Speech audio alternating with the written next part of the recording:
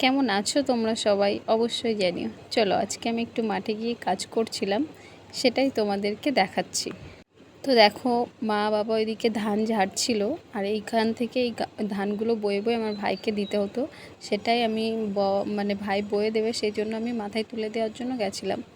দেখো বিচুলি দিয়ে কত সুন্দর একটা দড়ি বানিয়েছে, এরকম দেখতেও খুব সুন্দর লাগে জিনিসটা। তো যাই হোক, অনেক সকালে চলে গেছিলাম মাঠে পটলের ফুল ছুঁয়ে তারপর এই মাঠে চলে এসেছিলাম। এখানে আস্তে আস্তে রোদটা উঠে গেছিলো, আমি রোদের ভয়ের জন্য অনেক সকালে গেছিলাম।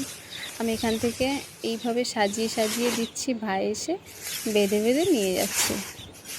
এখান থেকে জমিটা একটু দূরে, যার জন্য এখানে সে আর ঝাড়ি নিয়ে এগুলো সবটা বয়ে নিয়েই যাচ্ছিল।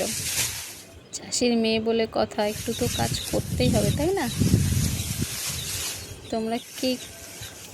তোমরা যারা ধান চাষ করেছো, তোমাদের ধানগুলো সবার ঘরে উঠে গেছে কিনা অবশ্যই জানিও, কেমন ফলন হলো অবশ্যই জানিও।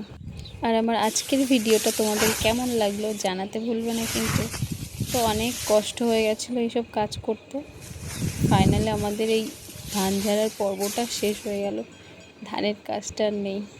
তো দেখো এইভাবে আমি সাজিয়ে রেখে দিচ্ছিলাম, আর ভাই এসে বেঁধে বেঁধে নিয়ে চলে যাচ্ছিলো।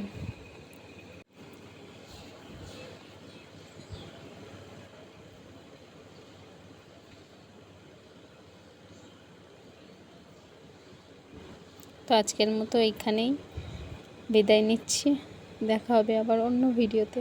বাই বাই, সবাই ভালো থাকবে, সুস্থ থাকবে।